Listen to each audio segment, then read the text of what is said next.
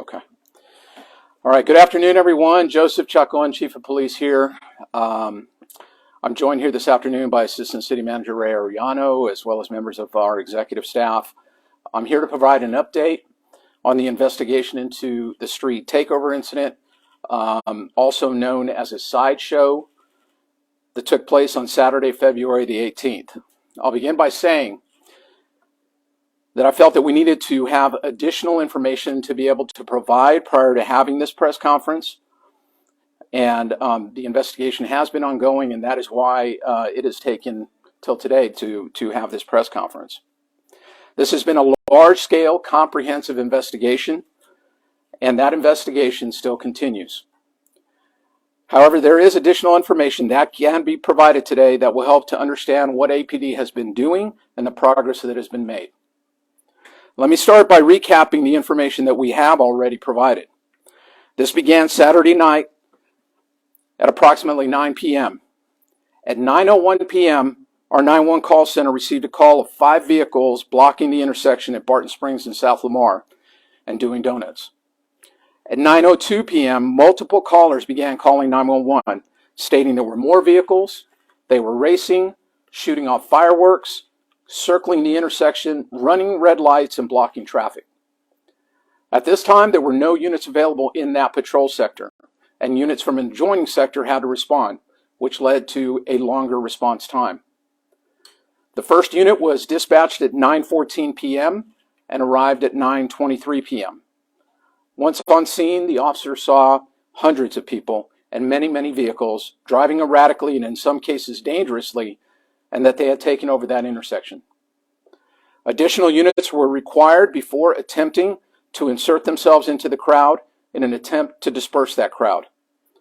When enough units had arrived and officers attempted to disperse the crowd, they were met with open hostility and aggression. A total of 41 patrol units responded to this first initial incident, and the crowd was finally dispersed at 9:46 p.m. This was the first of 4 different sideshow events that occurred that evening. At 10:27 p.m., there were reports of vehicles at North I-35 near East Anderson exhibiting similar behavior. Officers arrived and quickly dispersed that crowd. Officers arrived at 12:58 a.m. and dispersed that crowd at 1:07 a.m. Then at 1:35 a.m., we received 911 calls of vehicles being driven erratically and that a fire had been started at the intersection of Metric and Brake, and were met by a hostile crowd that threw rocks and bottles at them, as well as pointing lasers at them and their vehicles. Police vehicles were damaged, including body damage, smashed windows, and windshields, and equipment that was ripped off of the vehicle. That crowd was finally dispersed at 1:56 a.m. And it appears that they finally stopped their activity at just before 4 a.m. We had one officer sustain a non-life-threatening injury. He was treated at a local hospital and was released. We have no reports of civilian injuries. However, one of the videos circulating show 1 or 2 persons catching on fire during one of the sideshows. However, they did not go to a local hospital with any injuries or for treatment. We made 2 arrests that evening for evading arrest. The 2 arrested individuals were, and I'm just going to say their names and not spell them. We'll provide all this information at a later time for you. The first person, Riley Wright, white female, date of birth 3/5 of 2003. And the second individual, Stefan Regalado, a white male, date of birth December 11, 2005. Now I'll provide additional information that has been ongoing since that night. The following day, Sunday, February 19th, APD conducted operations related to the original incident that were twofold. The first part, tactical teams with APD conducted operations that resulted in the disruption of car club activity and the arrest of 4 individuals for the following charges. We'll put their pictures up here as we go through this. The first individual, Luis Martinez, a Hispanic male, date of birth February 15, 1992, for unlawful carrying of weapons by a felon, aggravated assault with a deadly weapon, and a probation violation for possession of controlled substance. The second individual, Joseph Springs, a black male, date of birth August 15, 1981, for delivery of controlled substance and unlawful possession of a firearm by a felon. The third, Brian Serrano Benitez, a Hispanic male, date of birth July 14, 2003, for evading arrest, possession of marijuana, and unlawful carrying of weapons. And finally, Ali Noureddini, unknown race male, date of birth August 16, 2003, for possession of a stolen firearm. This was a total of 4 arrests, if you go to the next photo, with 8 felony charges and 1 misdemeanor charge, and then a total of 4 firearms were recovered, along with quantities of marijuana and methamphetamine. These are what you see right now coming out of this investigation, and there will be additional charges that will be coming against additional individuals in the coming days and weeks. The second part of the operations that took place on Sunday included tactical operational readiness drills in order to disrupt this type of activity should it occur again. Members of patrol support, the special response team, and the Metro Tactical teams took part in these drills. These drills will ensure a coordinated and controlled but effective response to similar activity in the future. A couple of points that I want to make before I open it up for questions. First, I want to address the reported delays in 911 calls being answered Saturday night. On a normal Saturday night, we have 16 call takers answering 911 calls. This past Saturday night, we had 12.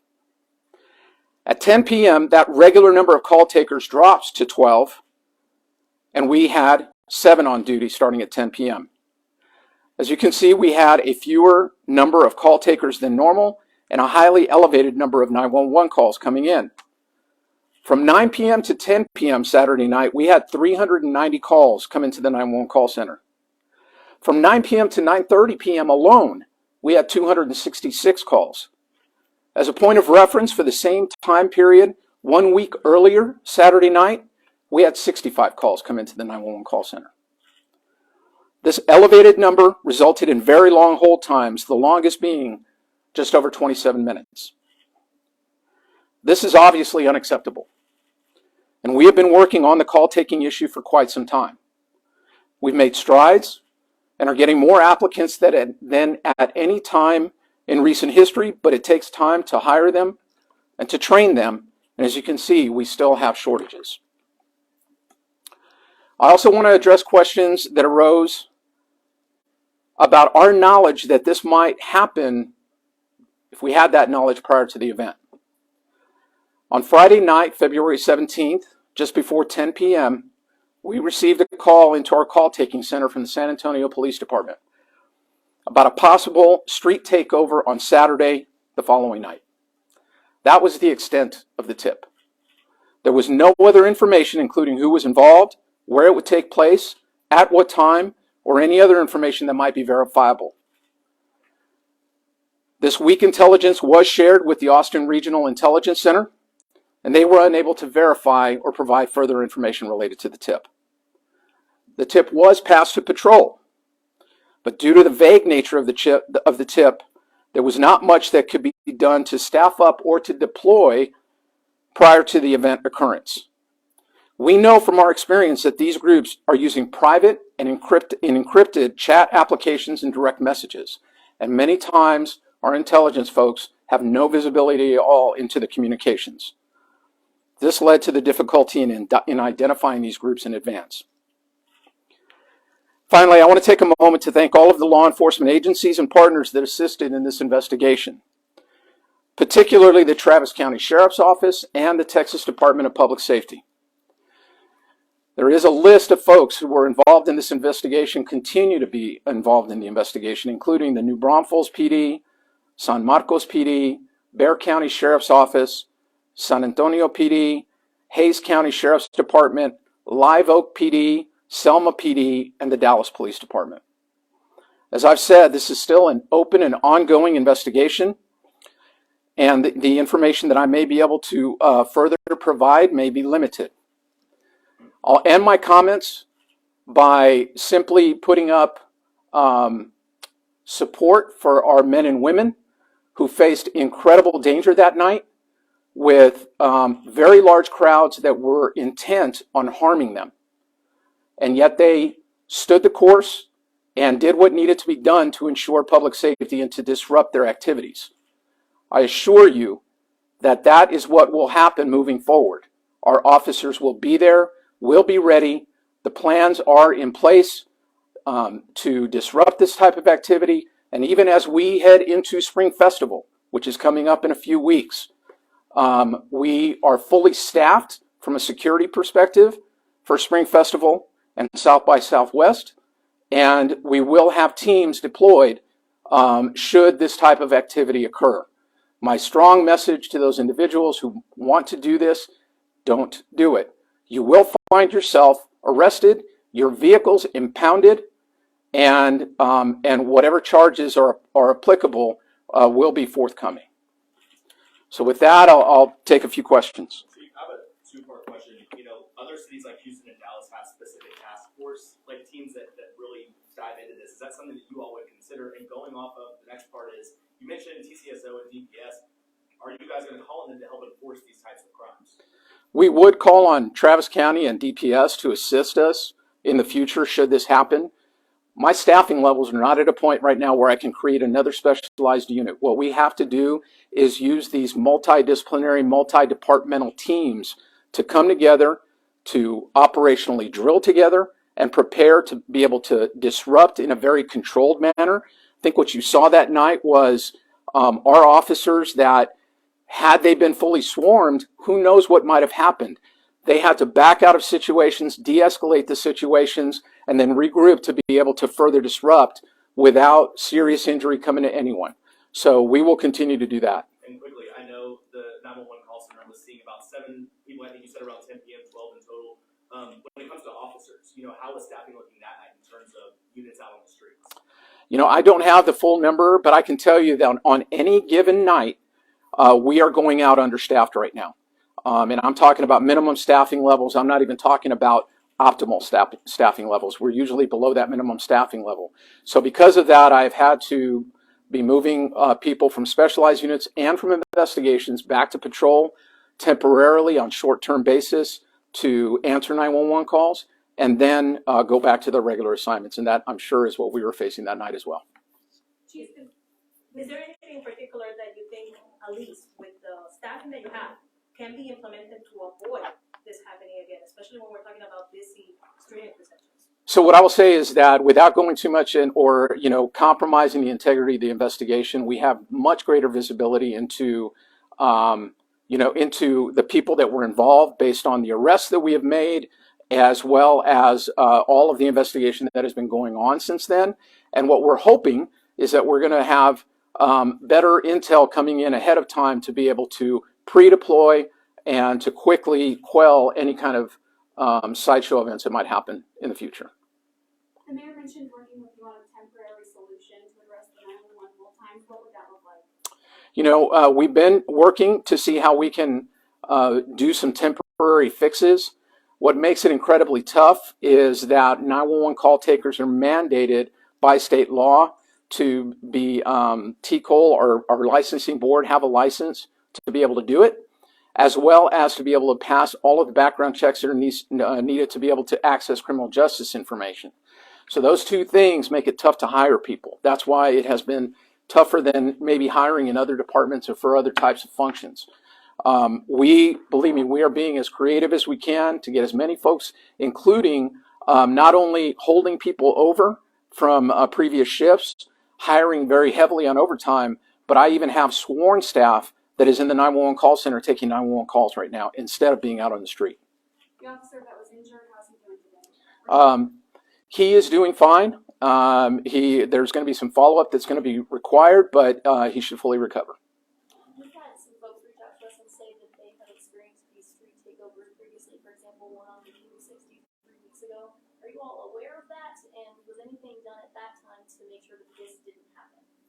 So, obviously particularly large departments, but and especially departments in this region, share information with one another.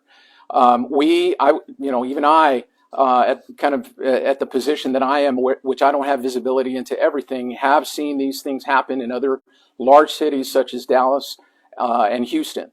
So, I'm not going to say that we knew exactly what the nature of this was heading, with the vague information that we had in the tip that came in, but certainly that is going to be where we start moving forward.